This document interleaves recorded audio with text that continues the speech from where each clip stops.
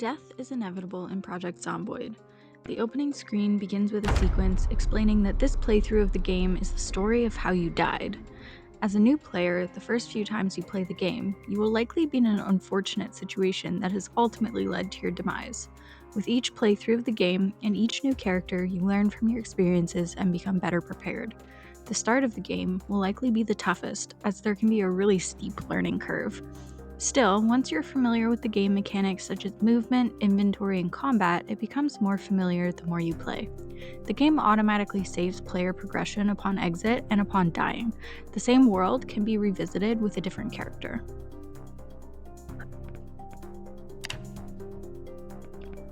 Select the game mode and spawn location to access the character creation screen when starting a new game. A comprehensive guide for character creation will be linked for more information and a breakdown of all occupations and traits. It's recommended that new players select the thick-skinned trait, which allows the character to survive injuries that would be fatal to regular characters. Only a single occupation can be chosen. If unemployed is selected, though, you're given 8 free points to spend on traits of your choosing. In sandbox mode, bonus points can be given to choose more positive traits. As Project Zomboid is still in early access, some traits require balancing, whereas others deal with features that have yet to be fully implemented.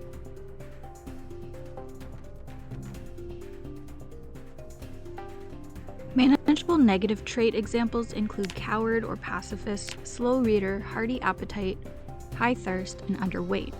The pacifist trait doesn't have much of a negative impact since you'll likely be running from zombies instead of trying to fight them in the early game anyway until you find a more powerful weapon.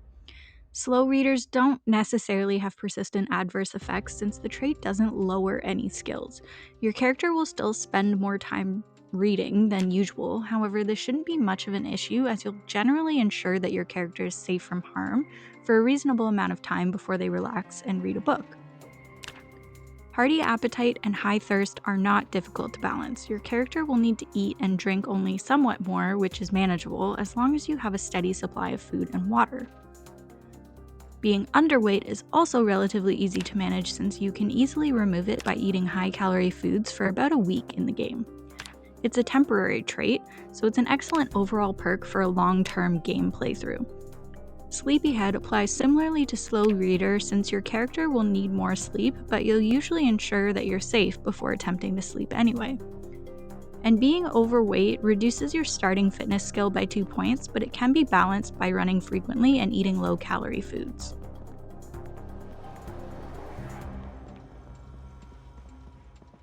Moodles are statuses that affect your character's health and appear as little bubbles on the right side of the screen.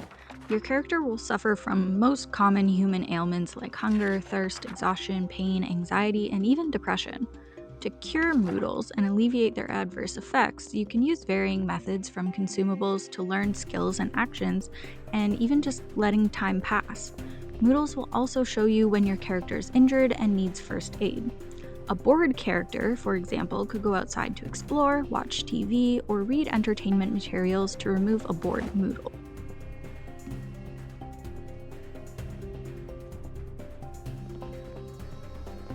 Project Zomboid characters need sleep just like real humans do. When your character becomes tired, you can sleep in beds, couches, chairs, or even on the ground if they're tired enough. If your character is in too much pain or is too agitated to be able to sleep, sleeping tablets can definitely be helpful.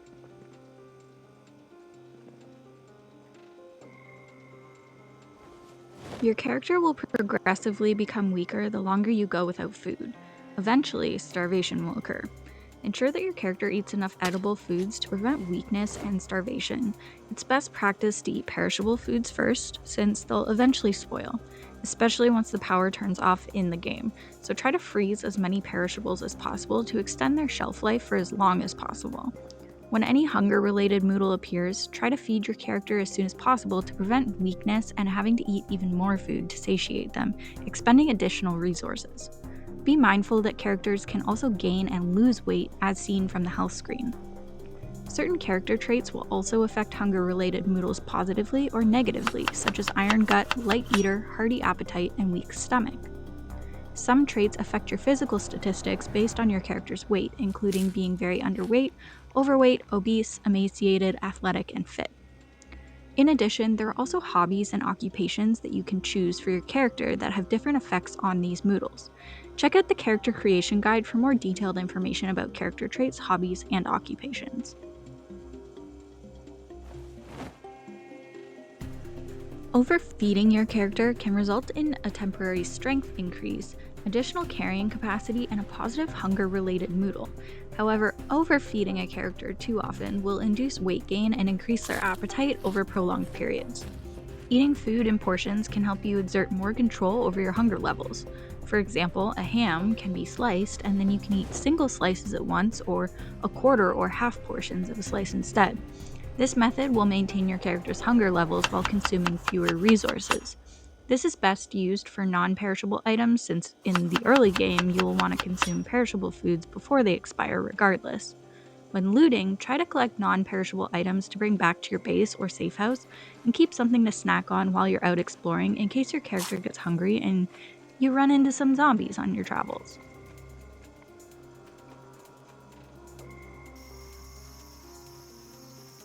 Aside from food found within human-made structures, you can also forage, farm, and trap your own food.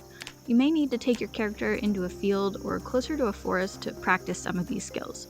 From the left-hand menu, you can enable the foraging mode to start looking for various items, including natural foods like berries, mushrooms, and leeks. However, without the herbalist knowledge that's gained from reading the Herbalist magazine, some berries, mushrooms, and other edibles can poison your character. The type of items that you find while foraging depends on your character's foraging level.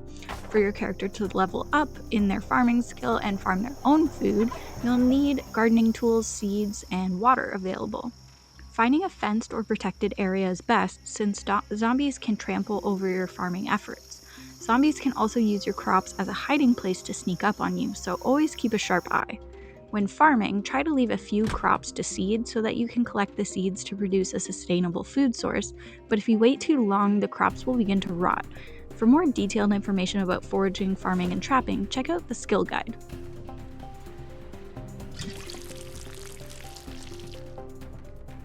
Characters have a higher thirst level than hunger level, so it's a good idea to keep bottled water as a backup when you're traveling just in case. If you can't find bottled water, you can fill up an empty bottle at a tap if the water's still on, among other water containers like bowls, cups, mugs, saucepans, saucepots, and even empty bleach bottles. Just make sure you empty it first. Dehydration is similar to hunger, wherein the higher the thirst level, the weaker your character becomes. Presently, there are only negative related thirst moodles in the game, and this is as of build 41.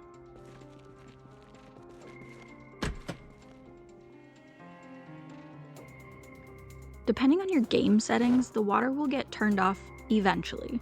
It is best to have some water stockpiled for this scenario, but you're gonna need to develop a long-term strategy for securing a reliable source of potable water.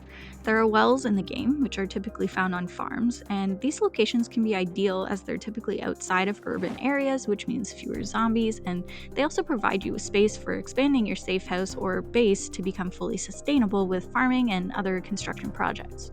Alternatively, you can use lakes, ponds, or rivers as a water source, or even rainwater, but all of these water sources must be boiled to be drinkable and avoid any illnesses.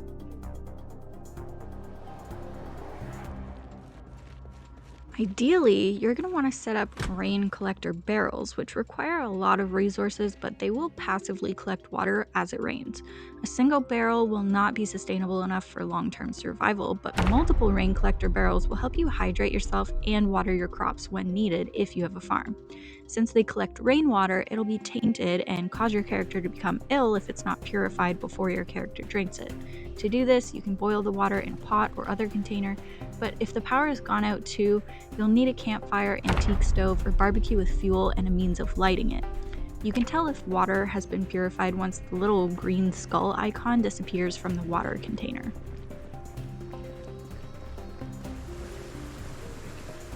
In Project Zomboid, your character can sustain many different injuries, and as a result, first aid becomes a valuable skill.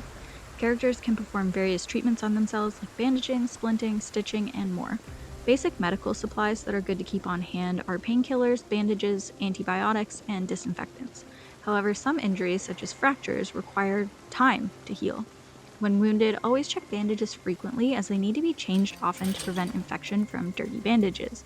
Having a positive hunger moodle will speed up the healing process for injuries, help stave off infection, and boost your character's resilience to illness. Scratches can occur when crawling through a window with broken glass, rustling through forest branches, climbing a barbed wire fence, in vehicle collisions, or from zombies. Depending on the game settings chosen, if you have regular zombies enabled, there's a 7% chance that a scratch will zombify your character through blood transmission of the Nox virus. Disinfect and bandage the scratch to ensure the lowest possible chance of infection.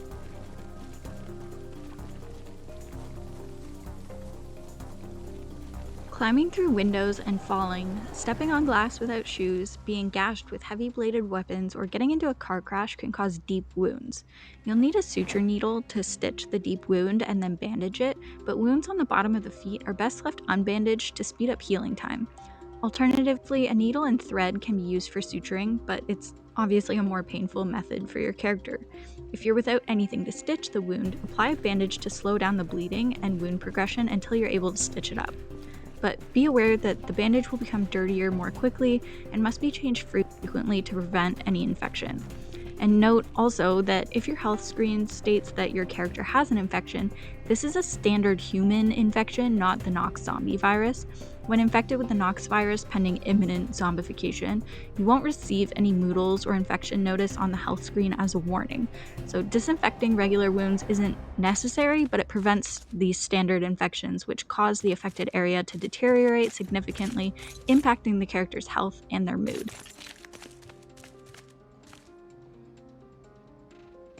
Bullets and glass shards can become lodged inside a deep wound and need to be removed to prevent further complications. Using tweezers is the ideal removal method for these foreign objects, but still, they can be removed with the fingers as a last resort if necessary, which, similarly to the needle and thread method, is more painful for your character and takes longer.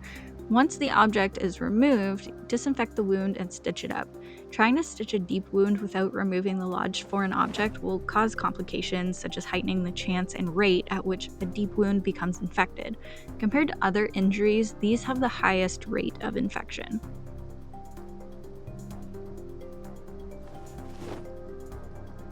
The only way to get a bite in the game is from zombies, and there's a 100% chance of zombification from a zombie bite. However, you may not become a zombie right away. If you disinfect the bite to prevent regular infections and bandage it, it can give your character more time to get their affairs in order before they meet their timely demise. Burns are typically caused by close encounters with flames and fire.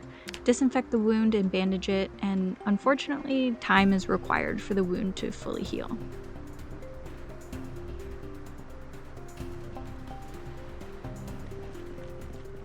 The most common causes of fractures are car crashes and jumping from heights. Fractured limbs need to be splinted to heal. The character's movement will be restricted with a fracture and further immobilized when the fracture is splinted.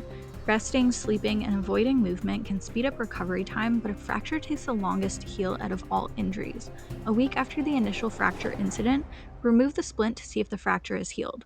If it hasn't healed yet, just reapply the splint without moving your character.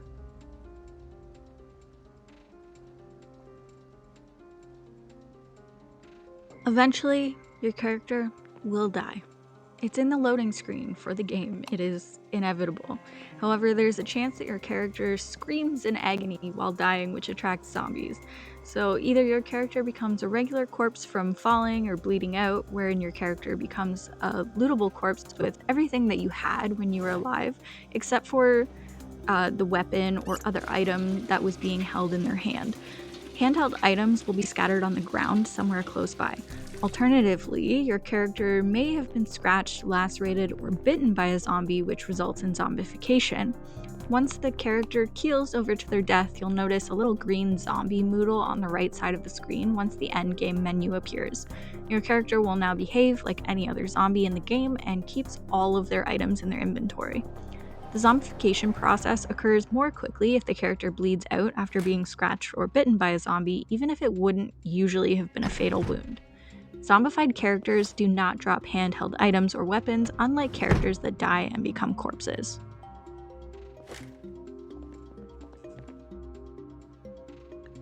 Your character will begin the game by spawning into a house or a trailer. This location will always be zombie free, but it's not impervious to zombies entering if they see you or hear you. So keep in mind also that this only applies to your initial spawn. If you've died before in the same save and started a new character and have previously looted the spawn location, or zombies have already overtaken it, you won't always be safe. The first priority upon spawning should be finding a weapon, food, and a bag. If you prefer to use your spawn location as a safe house, ensure that all of the ground floor windows have curtains. If they don't have curtains, search dressers and bedrooms for spare sheets which can be made into curtains and fixed to the windows in a pinch. If you cannot find enough sheets and spot some zombies outside, stay away from the windows and keep your character quiet by reducing movement and crouching using the C key or the control key on your keyboard. You should be fine to stay in this location for a night or two if you have enough ground floor curtains and your character remains quiet. However, there may be a risk of zombies breaking into your house if there are helicopter noises or ambient sound events like gunshots and screaming.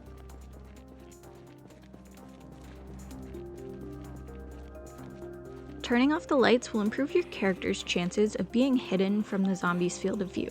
Lights can be toggled by clicking on a light switch on the wall when your character is standing nearby, or right-clicking on the light switch and selecting Turn On.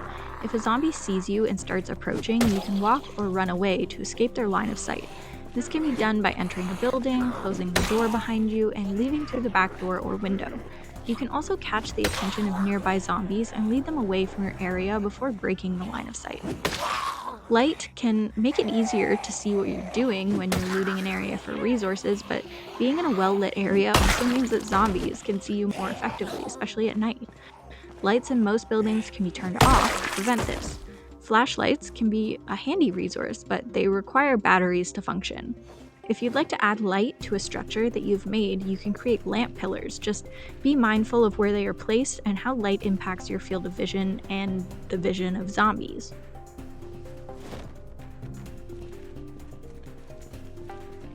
Zombies will notice and follow your character if you make too much noise while moving. If you're close to a zombie, crouch using the C key on the keyboard or hold Control to go into sneak/combat mode and ensure that your character makes the least amount of noise while moving. Once you are safe from the zombies, you can resume walking normally. Avoid running unless absolutely necessary, as it makes a lot of noise that attracts more zombies. Line of sight is also an important game mechanic to keep in mind. If you can see a zombie through a window, they can probably also see you. Until NPCs are implemented into the game, the developers have added gunshot and helicopter sounds as event sounds to facilitate the migration of zombie hordes. Noise attracts all zombies in general proximity to the player. The level of hearing that zombies have can be changed in the sandbox settings before you start the game.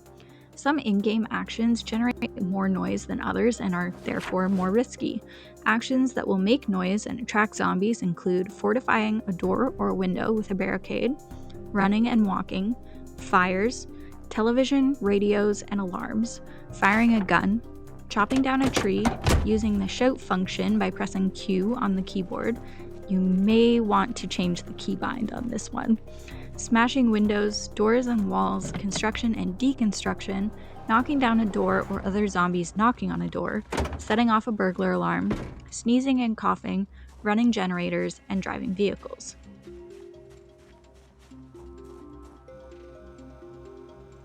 Noises can be muffled by walls, doors, and the distance between the source of the noise and the zombies themselves. Be wary of alarm clocks and digital watches with an alarm already set when you grab them. Ensure that you disable any currently active alarms so that you don't attract the attention of nearby chompers. Before opening a door or window, listen for footsteps, banging, or zombie noises to avoid any unpleasant surprises on the other side.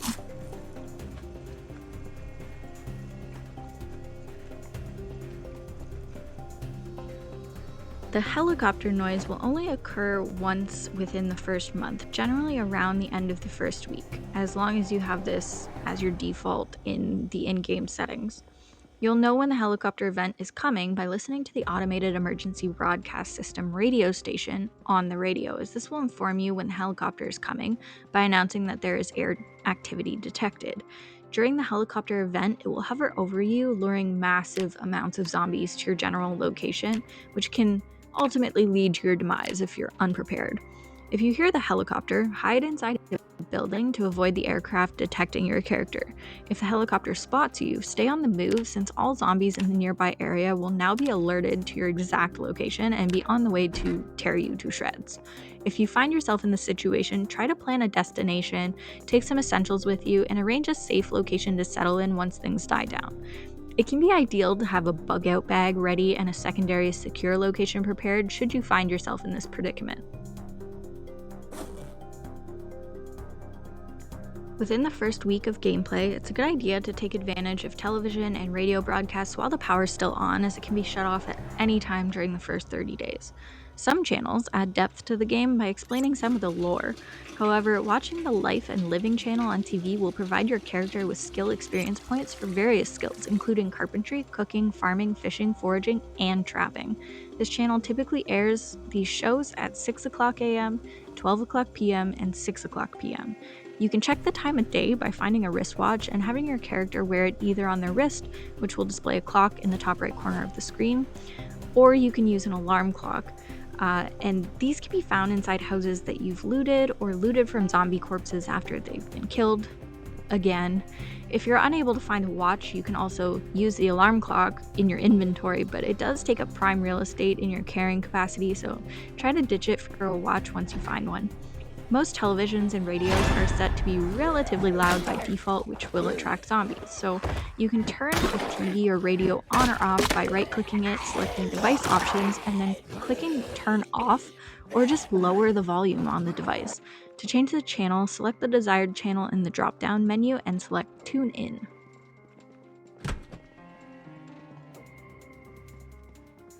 Within the first month of spawning, the water will turn off by default unless the game settings have been changed. Your character will no longer have access to potable water from sinks, bathtubs, or toilets once the residual clean water has been removed from the water supply. Once the water turns off, each water source becomes limited to 20 water units. You can choose to thrive off of small individual units of toilet water in residential houses, or search for a more sustainable source of potable water from a well by purifying natural water sources or crafting rain collector barrels. While you still have access to water at the start of the game, you can fill extra containers with water and create a little stockpile of clean drinking water for yourself until you can secure a more sustainable water source.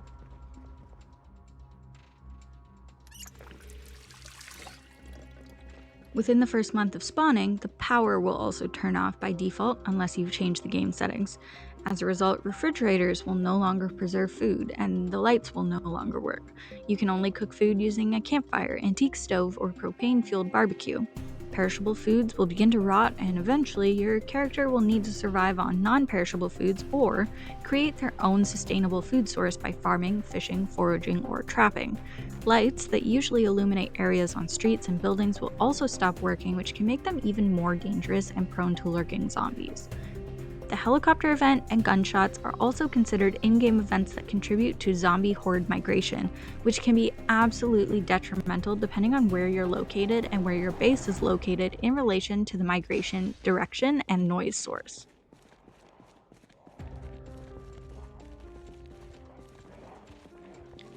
Gathering food and water is a priority at the beginning of the game. You want to eat perishables first and save non-perishables for later unless necessary.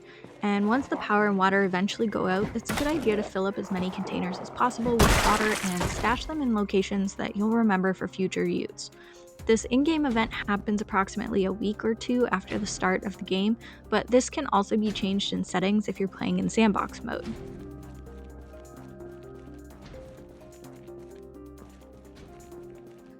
When looting items, look for the following as a priority. Bags. From bags worn on a character's back, the top 3 would be the military backpack, the large backpack, and the big hiking bag. Other bags such as the satchel, school bag, duffel bag, including the trauma bag, golf bag, and hiking bag are fine, but they have a lesser carrying capacity. The fanny pack can be worn independently twice, so it's worth keeping if you find 2. If you're in a pinch, a handheld bag like a sack, garbage bag, plastic bag, or even a tote bag can be used if nothing else is available. However, these bags require one free hand to be carried to provide encumbrance reduction, which limits the weapons that you can use and which actions you can perform. You're not limited to carrying a single bag at once though, however. For example, you can equip a fanny pack, a school bag, and 2 garbage bags simultaneously.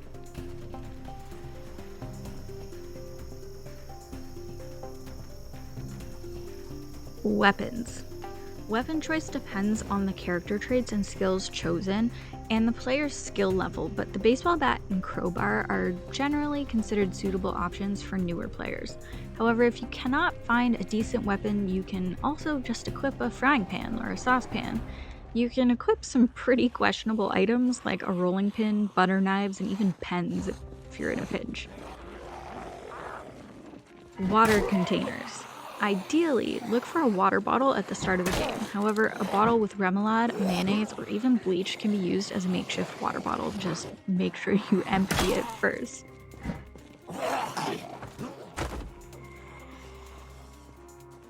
When looting items, the following are nice to have if you can spare the inventory space for them. Medical supplies. Bandages, adhesive bandages, or ripped sheets can be crafted from torn clothing or sheets. Beta blockers can also be helpful as panic can be detrimental in combat. Skill books. These are always useful even if you already have a passive XP boost towards a skill. Materials. Materials used for crafting and weapon repairs like duct tape, wood glue, nails, leather strips, planks, and thread are good to pick up if you find them. Garbage bags. Garbage bags can be used for carpentry and crafting rain collector barrels to collect water after the water turns off. And of course, in a pinch, it can be used as a bag to carry other items to reduce encumbrance.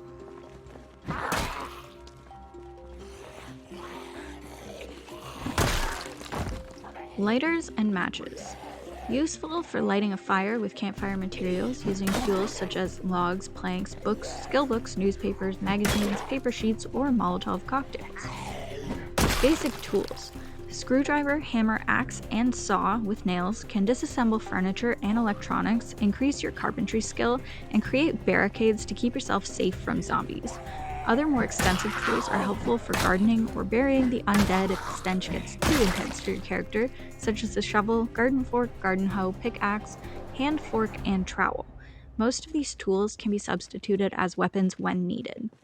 Sledgehammers have a meager spawn percentage, so if you ever come across one, definitely pick it up if you can, or mark it on your map so that you know where it is if you need it, if you don't have the carrying capacity for it when you come across one. If you are finding it difficult to find these tools at the start of the game and you would like to create a base, you can edit the sandbox settings to start your character off with a little toolbox of essentials upon spawning to make things a little bit easier.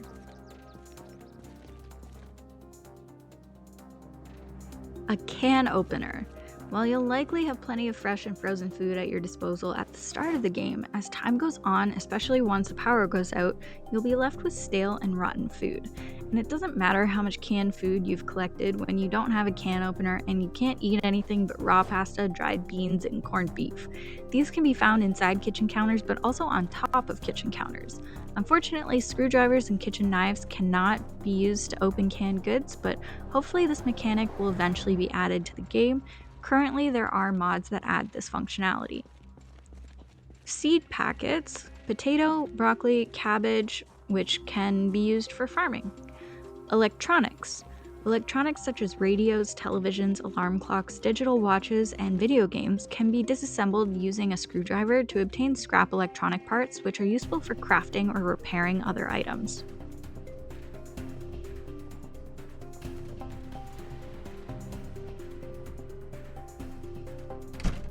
The most essential item that you will scavenge in Project Zomboid will be your initial weapon upon spawning. Baseball bats are a good choice, though frying pans also get the job done. Rolling pins, shovels, golf clubs, and even kitchen knives can be used as weapons in a pinch, although kitchen knives are considered to be the worst out of the bunch unless your character has learned how to perform a critical hit, which is helpful for characters that have low strength. Axes are ideal if you can find one, and if you're lucky enough to come across a baseball bat, a hammer, and nails, you can craft a spiked baseball bat like Lucille from The Walking Dead, which will last quite a while as a decent weapon, and it can also be repaired just using wood glue, glue, adhesive tape, duct tape, and nails.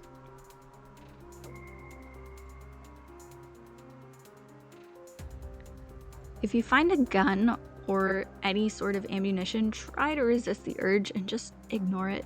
Mark it on your map so you know where it is in case you ever need to come back for it, because guns are pretty heavy, which leads to your character becoming over-encumbered really quickly, causing fatigue and thirst, and it can cause physical damage to your character. Most importantly, they are extremely loud when fired, and they can attract large hordes of zombies. You'll need to practice and have the time to level up the aiming skill if your character did not start with an occupation that gives boosts for aiming and reloading. Once you find a weapon that you're satisfied with, put it in your main inventory. Then right-click it and select Equip Primary or Equip with both hands if it can be held in two hands and would benefit most from being equipped this way. It's a single-handed weapon if you do not see the Equip with both hands option. You will quickly accumulate items, so storage should be considered as you progress through the game. Typically, kitchens will have the highest number of containers in the smallest amount of space, so they can be great storage locations for early game players. If you notice that your character is becoming over-encumbered, make sure that you have a bag, right-click on it and select Equip as secondary or Equip on back to further improve carrying capacity. You can also right-click certain items and click Attach to back, left belt, right belt, or equip as primary, as some items have a reduced encumbrance when they aren't carried directly in the inventory. Plastic bags and garbage bags qualify as bags if you're in a pinch and need to shift a lot of encumbrance. However, if you have a weapon equipped in both hands, you won't be able to equip a carrying container in your secondary slot. Using different containers and storage methods helps organize your inventories into categories as well.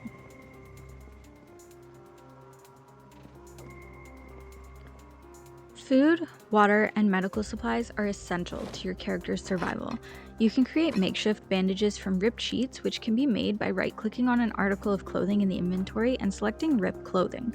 Once it's ripped, you can right-click the ripped sheets from the inventory and choose Apply Bandage, or go to the Health menu and right-click directly on the wounded body part to apply bandages or disinfectant.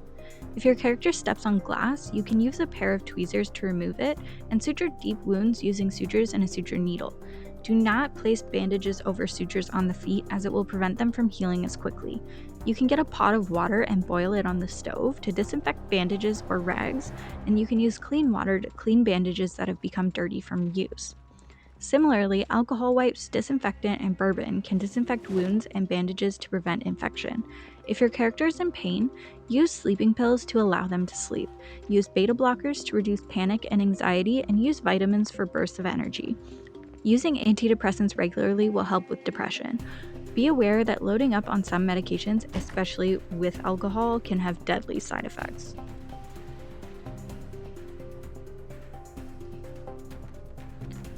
If your character is thirsty and in a safe location, you can have them drink water from sinks, toilets, or even water dispensers without needing a container. Suppose you have a water container in your inventory. In that case, your character will automatically drink from it, so using these water sources to fill up your water container is good practice. If you prefer to turn this off, right-click on the water container in your inventory and select to turn off auto drink. This can also be disabled in the game settings. When you're hungry, but especially before engaging in combat, ensure that your character is fed. Always eat perishable food first if possible.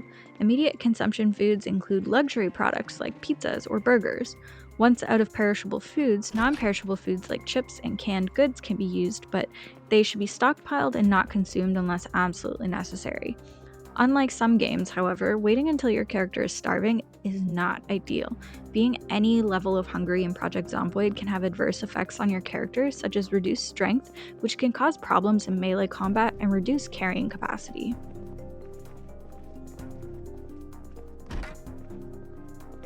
Rest is also essential, especially if your character has a sleepyhead trait. Do your best to have your character sleep at night to optimize visibility during daylight hours. The effects of being tired can be debilitating for your character, since it decreases melee damage and restricts vision, which can prove fatal in some circumstances. Occasionally, your character may become too hot or too cold. Since the game begins in the middle of summer, becoming overheated is the most likely state for your character. Removing clothing or reducing movement and resting can reduce overheating and eliminate the moodle. Characters will generate body heat when doing physical activity like running or fighting, and different articles of clothing have different insulation levels. Check out the armor guide for more detailed information about this. Although layering or thick clothing with better defense stats may prevent your character from being injured during a zombie attack, it can result in overheating, which also causes your character to become tired and thirsty, resulting in decreased melee damage and restricted vision. It can also occupy much of a character's encumbrance, resulting in physical damage. Temperatures in Project Zomboid vary according to the season. Just like in real life, it's best to wear less clothing when it's warm outside or layer clothing in cooler weather. During winter months in the game, you'll likely require more than just warm clothing though, like a heat source such as a campfire or fireplace to keep your character warm.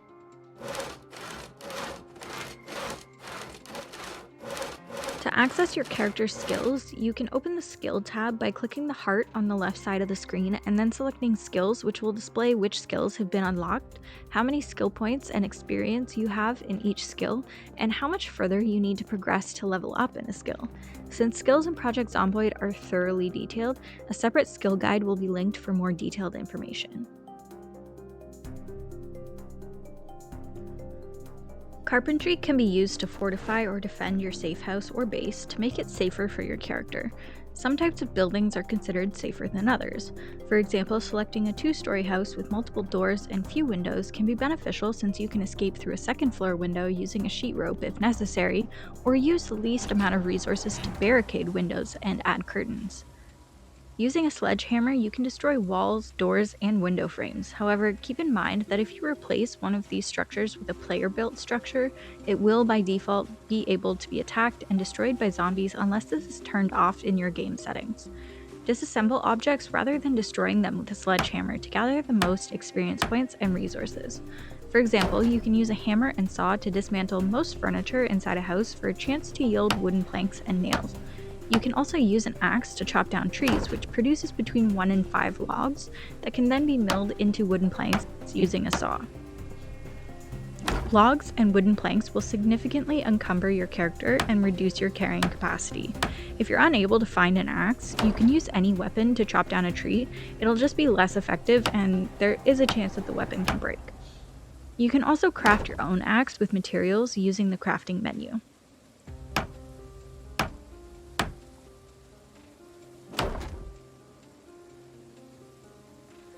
As you progress in the game and have furthered your carpentry skills and gathered more resources and necessary tools, you can create walls to establish a fence or a barricade to break the line of sight between you and zombies while you're hanging out in your safe location, and it will also act as a mild sound barrier. A fence or exterior barricade will also allow you more time to escape should a horde try to invade your property. A perimeter can be constructed using carpentry skills to makeshift structures and slow down zombies, provided the time and resources are available. It is worth noting, though, that building, disassembling, and destroying items using the carpentry skill is noisy and will attract nearby zombies, so it's best to try to do carpentry projects in the daylight and when there are relatively few zombies nearby.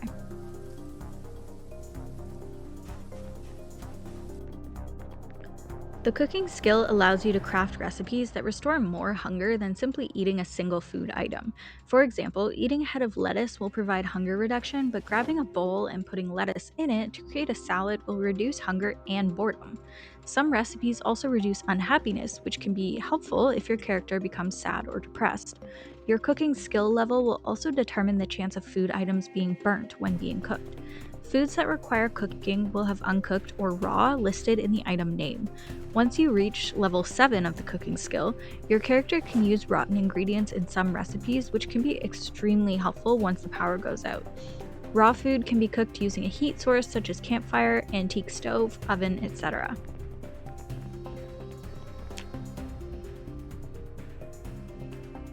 Players can use crafting to their advantage by combining certain items like recipes to create new items or to improve other items. The crafting menu will list all the craftable recipes and the items required. Ensure that you have all of the items needed in your main inventory or surrounding accessible inventories and right-click one of the specified items from the recipe to start crafting. Your character can create barricades, weapons, survival supplies, food recipes, and even first aid equipment. When you open the crafting menu and click the correct tab, it will automatically list any recipes for items that you can create using the items in your inventory right at the top. The crafting menu can be accessed using the hammer icon on the left side menu on the screen.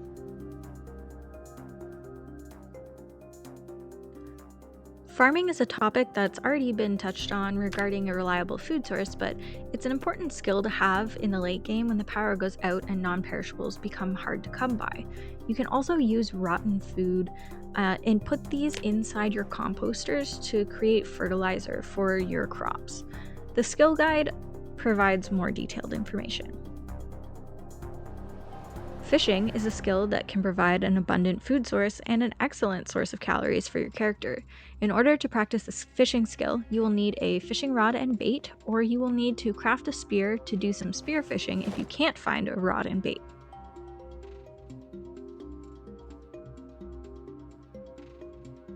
Clicking on the magnifying glass in the left-hand menu of the screen will open the foraging user interface. Almost all areas of the map can be used to forage unless question marks appear on the foraging screen. Different places on the map have further chances of finding other items of varying types.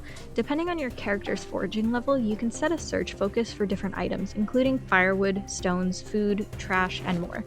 Once you've set the search focus, select Enable Discover mode to start foraging for the desired resources.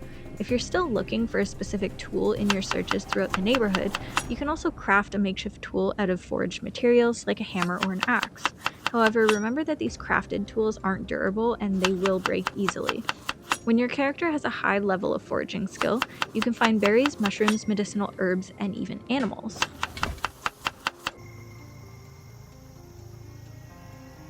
Leaving a safe location is always a gamble since the ability to return to the secure area is undetermined. When exploring, you should always have a planned destination and know how to return to a safe location, as it's easy to get lost in foreign areas of the map. When necessary, forests can be used to escape from zombies and hordes to cut the line of sight, but it's really easy to find yourself turned around. Your field of vision is also limited when walking through heavy brush, so it can be easy to find yourself an unsuspecting victim of a rogue zombie attack. When exploring, take food, water, and a primary weapon. A backup weapon can be helpful if your primary weapon breaks, or if you prefer to switch up combat styles with different weapons, but it is unnecessary. Generally, it's best practice to put lower priority items in a bag if you have one, and leave the absolute essentials and priority items in your main inventory. In Project Zomboid, every second counts, and having to unpack an item from a bag or other type of container can literally be the choice between life and death for your character. At some point during your playthrough, you may want to leave an area that you've settled down in, and this may be because you need more food or other supplies, desire to explore the map, or seek new resources. In cases where you may not be able to return to your safe house or base for a few days, it's best practice to bring at least a week's worth of food and water on your journey. Taking roads will be the easiest method since it's pretty easy to get lost in forests, which can span several cells in many directions. If you anticipate being unable to find shelter before reaching your destination, crafting and bringing a tent and a campfire materials set can be handy. For long-distance hauls, vehicles are the ideal method of travel, especially since you can use the car for extra storage. Vehicles allow you to store items in the seats and in the trunk, and you'll be able to travel a further distance in a shorter period, and it'll help you avoid your character becoming overexerted. If you plan on traveling to find new resources, cars will also help bring back plenty of supplies to your safe house or base in a single trip or fewer trips depending on your planned supply run. Keep a few essentials in your getaway car, especially for long-distance journeys such as gas, a car jack, and a spare tire. Although vehicles can be beneficial, they will not always protect you. Reckless driving can cause automobile accidents, injuries, or even kill your character by default unless you've changed this within your game settings. You might think that everything's going just dandy on your long-haul journey when all of a sudden you happen upon an abandoned car crash in the middle of the road, which you may or may not crash into or be unable to get past with your own vehicle if the wreckage is completely blocking the roadway. If you find a vehicle in good condition and have enough gas to keep it running, consider establishing your base in a rural area where the sound of the vehicle will attract fewer zombies.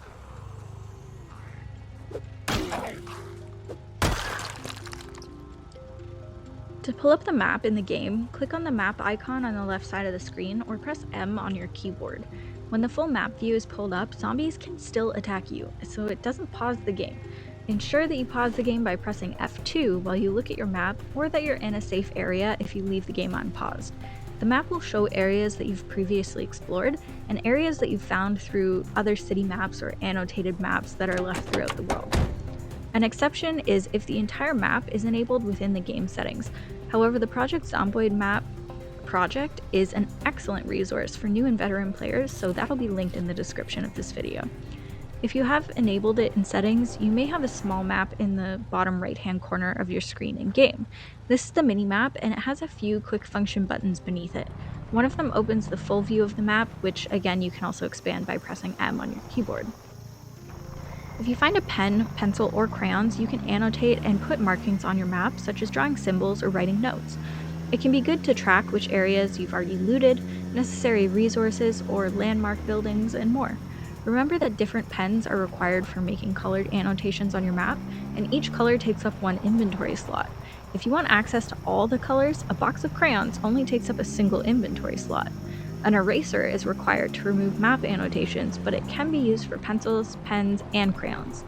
Adding a marking for your safe house location, supply caches, resources to return for, or even large zombie hordes or migrations can be extremely useful.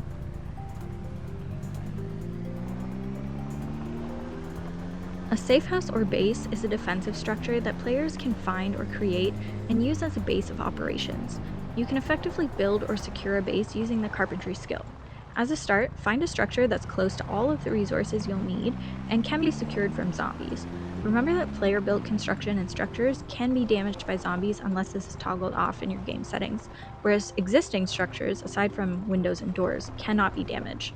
You can barricade windows and doors using wooden planks, which can be found throughout looting houses and garages, or by using an axe to cut a tree into logs and then using the saw to cut the logs into wooden planks. You will then need a hammer and nails to secure the wooden planks to the windows and doors by right-clicking and selecting Barricade. Remember that doors and windows can be barricaded with up to 4 planks on each side for maximum fortification. However, ensure that at least one window or door is secured from the opposite side and one side only for just-in-case scenarios. For example, if you barricade all windows and doors from the inside of your base, then go to the second floor and craft a sheet rope to sneakily go outside and explore, the zombies can destroy your sheet rope and you will now be locked out of your base because it is barricaded from the inside. Similarly, if zombies somehow penetrate your Fortress of Solitude, you'll want at least one quick escape method from the inside, just in case.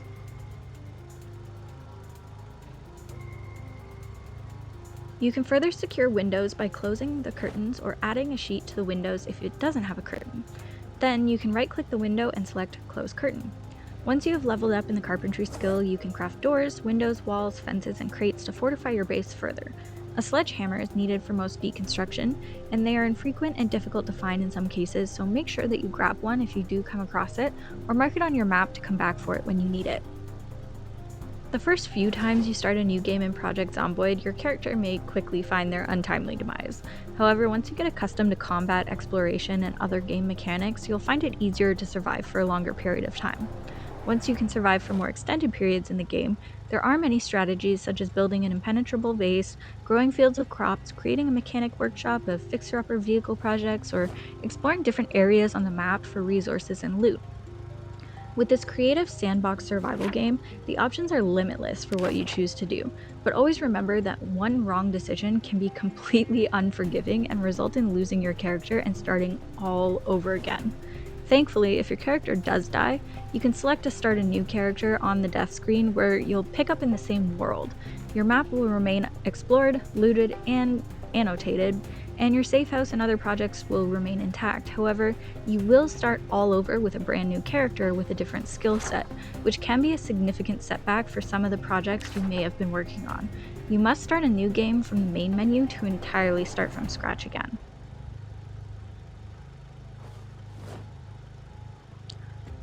When scavenging for supplies, always have a goal for what type of items you need. For example, if you need construction or farming supplies, your best bet will be to loot a warehouse or hardware store. For food, houses and supermarkets will be ideal, and medical supplies are primarily found in clinics and pharmacies. Before entering a location, it's best to ensure a point of entry and exit, one on each side of the building, just in case you need to quickly escape. Certain items can be found in specific container types, which are found in familiar locations. Houses, for example, are plentiful for scavenging for perishable and non-perishable food, water bottles, cooking utensils, seeds, books, clothing, medicine, guns, tools, and bags. These are typically scattered about the houses in typical locations, with food and cooking items in the kitchen cabinets and counters, medical supplies in bathroom cabinets, books in shelving containers, and clothing and bags in wardrobes or closet containers. Occasionally, you might luck out with a gun or ammunition being found scattered anywhere inside the residence. If you already have enough clothing and bags, it can sometimes save you time to just skip looting the upstairs bedrooms of houses.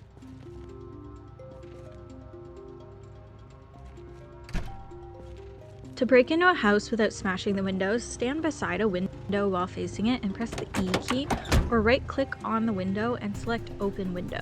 Your character will make an animation attempting to open the window, which can take some time, but most windows can be forced open.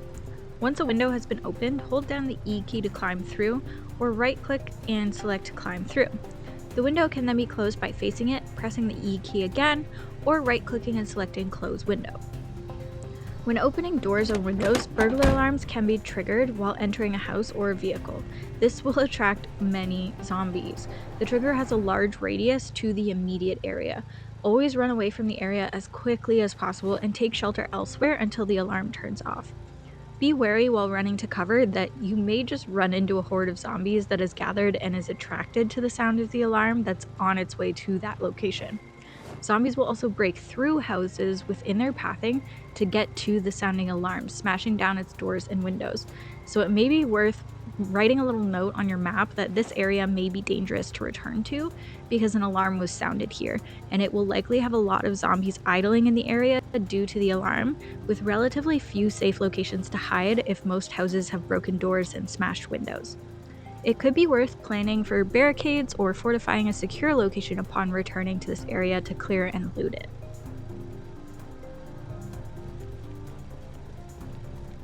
Before breaking into a building, it's best to scout the exterior of the building to ensure that there isn't a horde of zombies hiding on the opposite side outside of your field of view. Hold down the right mouse button and aim your mouse towards the windows to get a peek inside and just do a little check for zombies. The last thing you want is to open a window or door and get mauled by zombies unexpectedly. Use stealth when breaking into a building. If possible, enter on the side of the building with the fewest zombies. Check if the building's doors are unlocked before breaking through the windows. Smashing a window open can be an easy way to enter a building, but it can also attract swaths of zombies. Test out some windows around the building and find one that you can open. Once you've entered the building, close the window or door behind you. The last thing you need is a zombie sneaking in behind you that you can't see because you're not facing it. Then scout around room by room and clear the building of any zombies. Some buildings do not have windows that slide open. In this case, you have to smash the window open if the doors are locked. You can do this by swinging a melee weapon at the window or by right-clicking the window and selecting the appropriate action. With a melee weapon equipped, remember to remove the broken glass from the window before climbing through it to prevent any wounds from getting cut on the glass. Removing the broken glass from the floor will also prevent any deep wounds from walking on glass, and it'll reduce the noise made by walking on broken glass by both you and the other zombies should they follow in behind you. Always ensure that you double check behind your character to get a full range of view for any zombies that might be lurking in the dark, in the building that you've just entered, and any following behind you, both of which will be attracted by the sound of the broken glass and the window smashing. When breaking into a building with a second floor, ensure that you have a sheetrope handy. If zombies follow you into the building and your character becomes trapped upstairs with only the upstairs window to escape, jumping out of that window without a sheetrope will likely result in severe injuries and death when jumping from above the ground floor level. Remember that zombies can also destroy sheetropes, so you'll want to ensure that you still have a way to get back into the building if you need to go back for any reason. Even if you've cleared a building or area of zombies, never assume that it is entirely safe. It's more likely that it will be safe if you have zombie respawn and migration turned off in your sandbox settings, but you can never be too careful. Multiple zombie combat in confined spaces can be challenging, so it is best practice to lure them outside to a quiet area in this scenario. This will also help to separate them and provide a better one-on-one combat style. Once the entrance to the building is cleared, close the window or door behind you and close all windows and curtains if possible. Start clearing the building room by room. Crouching will keep your character as quiet as possible, and keep your weapon at the ready by holding down the control key or the right mouse button. When opening doors, always assume that there's at least one zombie hiding behind it. Prepare yourself by pressing E on your keyboard or right-clicking to open the door, and pressing the spacebar or left-clicking to either push a zombie or attack it with your weapon. If you hear banging sounds coming from behind a door, at least one zombie in the room has been alerted to your presence in the building. Be forewarned that multiple zombies can spawn in bathrooms behind closed doors.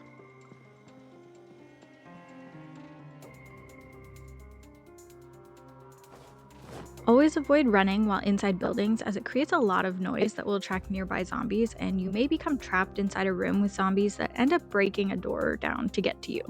Once the inside of the building has been cleared, double check the outside of the building to ensure that your looting around inside hasn't attracted the attention of nearby zombies as well.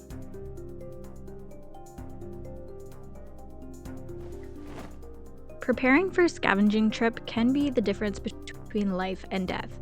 Doing supply runs during the daylight hours will provide you with the best visibility possible. Before leaving your safe house or base to go scavenging, it's best to have something to eat, drink some water, pack a snack, and refill your water bottle to take with you, and ensure that you have enough inventory space and carrying capacity for your trip. Grab your preferred primary weapon and equip it before heading out. Ensure that you're dressed appropriately to protect yourself from zombie attacks, prevent overheating, and patch up any clothing if needed. Avoid running and sprinting while scavenging. This way, you can quickly escape if you happen upon a horde of zombies. When sprinting, there's also a high chance of your character tripping and falling, which can lead to their untimely demise from a zombie attack or injuries. Walking will also maintain your stamina to fight zombies without exerting yourself too much. It's best practice to occasionally do a complete 360 view, as seeing zombies behind you or within your peripheral vision can be challenging. Hold Control or the right mouse button and make a circle with your mouse, and it'll make the character turn around to look in the mouse cursor's direction to allow for better visibility. If you encounter a group of multiple zombies, the odds are stacked against you, and it's best to turn and just walk in the opposite direction. You can outwalk zombies as long as you are not crouched and not currently aiming your weapon using the control key or the right mouse button. If the zombies have already been alerted to your presence, try to escape the zombies' field of view at least 3 times to effectively lose most of the horde and defend yourself from the stragglers still following you. Buildings can be used to cut the field of view, but be forewarned that if zombies see or hear you enter a building, they will break down the doors and smash the windows trying to find you. Forests can also help cut the field of vision and lose zombies on your tail, but make sure you don't get lost. It's also important to note that zombies cannot grab you while you are running, and you will push past them. However, if you sprint, there is a high chance that your character will trip and fall and get mauled by the undead.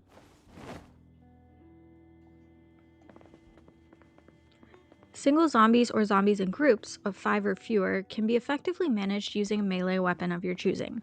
For new players, fighting more than 3 zombies at a time with a melee weapon is not recommended. Different melee weapons have different strengths and ranges. It takes time and practice to figure out which suits you best. If you need help getting used to combat, aiming, and the range of melee weapons, head into your game settings and set the weapon outline to any weapon. This will highlight the zombie that you're targeting, and the outline will appear once your melee attack is within range to hit the zombie. You can fight multiple zombies by using the spacebar to push zombies away and knock them over, and separate them if they're too close to you and too close to each other, and then using a combination of pushing and hitting them using melee attacks. Walking backwards can be helpful when using this tactic to kite zombies. However, turn around occasionally to ensure that you're not backing yourself into another horde and getting mauled just from all sides. Zombies do not have much of an attack range, so you can use a hit and run tactic to keep your character's exhaustion level if you only fight like 1 to 3 zombies at a time. You can spread zombies out by killing the faster ones or sprinters first. Use your surroundings to your advantage in combat by climbing over fences, through windows and doorways to create bottlenecks and thin out groups. This is also commonly referred to as kiting, as mentioned previously. When fighting a group of zombies and one zombie falls to the ground, avoid the urge to attack the zombie while it's down. Use this gap to your advantage and line up your attack on the next zombie while the previous zombie takes its time getting back to its feet. Occasionally, you may run into crawlers, which are zombies that aren't able to stand. Since these zombies cannot be knocked back when hit, use your angles to your advantage by attacking them from behind. Crawlers are slow and they have to spin 180 degrees to attack you. Attacking it from behind gives you a greater chance of it not landing a hit on you, and you also be able to kill it before it has a chance to fully spin around for its attack. Zombies are attracted to loud noises, and guns are loud when they are fired. If you decide to stack the odds against yourself and use a firearm anyway, but in some cases, this is the only way to effectively manage otherwise unmanageable hordes of zombies. Just always ensure that you have enough ammunition to kill more zombies than you anticipate. Plan an escape route and preferably have an escape vehicle ready because firearms cause so much noise and attract swaths of zombies. You'll want to make sure that you make every shot count, so always take the time to aim properly. Firearm accuracy is reduced while your character is moving, so try to distance yourself from the zombies, then stop moving, aim, and fire the weapon. Your character's accuracy with firearms is also almost entirely ineffective if they're panicked or have low aiming skill. Your character will often miss their target if you have less than level 3 in the aiming skill. Experience points in the aiming skill are only gained when your character successfully hits a zombie with a shot. As a result, shotguns are the most effective way to level the aiming skill, but they are pretty loud, which attracts more zombies. Generally, it's best practice to use firearms far away from your safe house or base location. Be mindful of how much ammunition you have available and keep extra on hand if needed. If you are further than an arm's length away from zombies, it'll give your character enough time to reload their firearm, so use distance to your advantage. Avoiding combat is always the safest option, which means you need to use stealth to your advantage to spot zombies before they are alerted to your presence. When your character is in a combat stance, use the control button or right mouse button and move the mouse towards the edge of the screen, which will allow you to extend your field of view. Keep your character crouched using C and stay out of the zombies' field of view to sneak past them and remain undetected. If combat is absolutely necessary, press the Q button while crouching and remain crouching to whisper and lure one or two zombies away from a larger crowd. This way, you can fight the zombies away from other zombies, reducing the noise and remaining undetected. This tactic will ensure that you stay in control of where you engage in combat and how many zombies you engage in combat with at once. If you are crouched and sneaking, your character will earn a few experience points. More experience is gained if you sneak past zombies undetected. This can be kind of alarming when you're sneaking and think you've cleared an area only to level up or see that you're gaining experience in the skill, meaning that there's a zombie hiding somewhere and you have yet to find it. Every player eventually runs into a situation where they have somehow attracted a horde of zombies that feels unmanageable to engage in combat. Eventually, you will find yourself trying to escape from a zombie horde, running into more zombies, pulling them into the horde, or sandwiching yourself between two hordes. And inevitably, even if you manage to stay alive for a prolonged period trying to escape the horde, your character will eventually become exhausted, or one small mistake happens and the horde catches up to you. To escape a horde chasing you, always remember that your walking speed is faster than the fastest zombies. Conserve stamina by only running briefly to avoid being surrounded. Avoid sprinting altogether, as there is a high chance that your character will just trip and fall, resulting in the horde catching up and eating you for lunch. Being injured, sick, or having other negative moodles can make escaping a horde significantly more complex and sometimes impossible. Walking in a circle and side to side creates a ball out of the horde of zombies that's after you. This tactic can be effective when trying to keep slower zombies at the back while engaging in combat with the new arrivals toward the front of the horde or faster zombies that escape the cluster. You can also use this method to lead the horde somewhere away from the area into a location that you don't really mind the horde occupying, like the forest or maybe a neighborhood that you've already looted. You can run away from the horde if you've built up your stamina enough.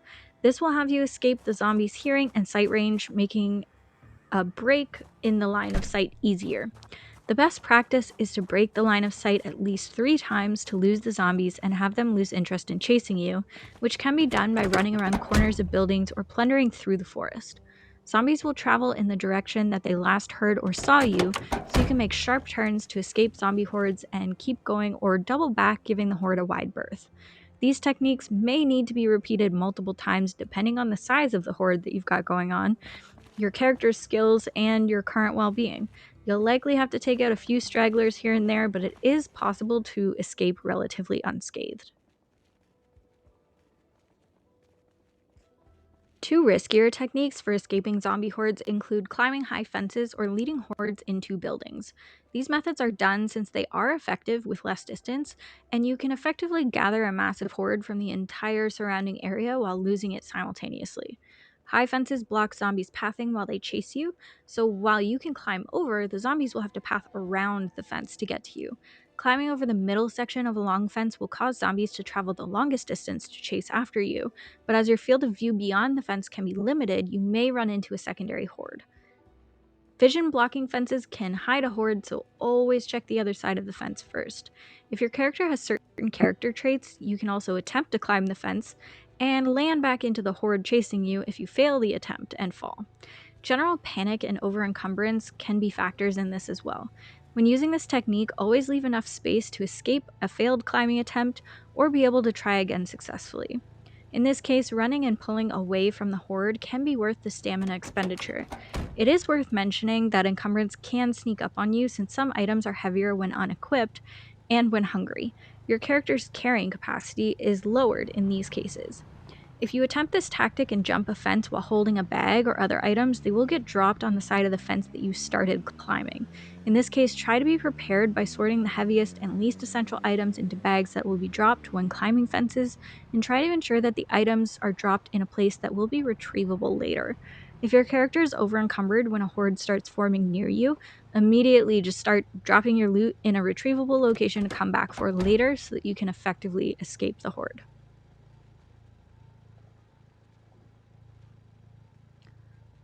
Buildings will block a zombie's line of sight and lead zombies to focus on trying to pass through the building rather than go around it to get to you.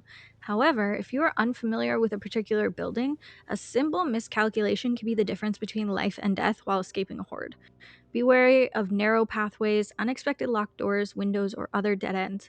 The best buildings to use as an escape from hordes will be the ones that you've already cleared, looted, and have readily available escape routes. You can close doors to slow down a horde as it is chasing you through a building while you escape through a window or down an escape rope. Alternatively, you can avoid escaping the horde altogether by creating a safe location that is impossible for zombies to get to you and attracting as many zombies as possible using loud noises. Be aware that if you do not effectively gather all of the zombies from an area, they can turn into another horde that can then try to attack you before you've had the chance to rest from the first horde. You can attract a horde's attention or accumulate all zombies in an area by shouting using the Q button, while uncrouched, shooting guns, and utilizing sirens or alarms. If your location has a safe vantage point, you can then use a gun to start shooting your way through the horde or resort to more extreme tactics like Molotov cocktails or plowing down large amounts of zombies using a vehicle. Once you've cleared the horde, you can rest assured that this area will remain clear for however long you have set the respawn and migration settings for in your sandbox settings or the default gameplay settings, depending on which mode you decide to play.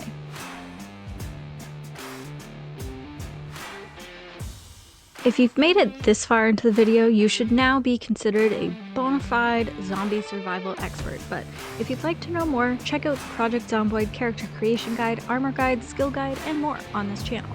Hit the like button, subscribe to the channel, and leave a comment on this video with one of the best tips that you've learned that would help a beginner or even a veteran player in the game. Thank you all for watching, and catch you in the next one.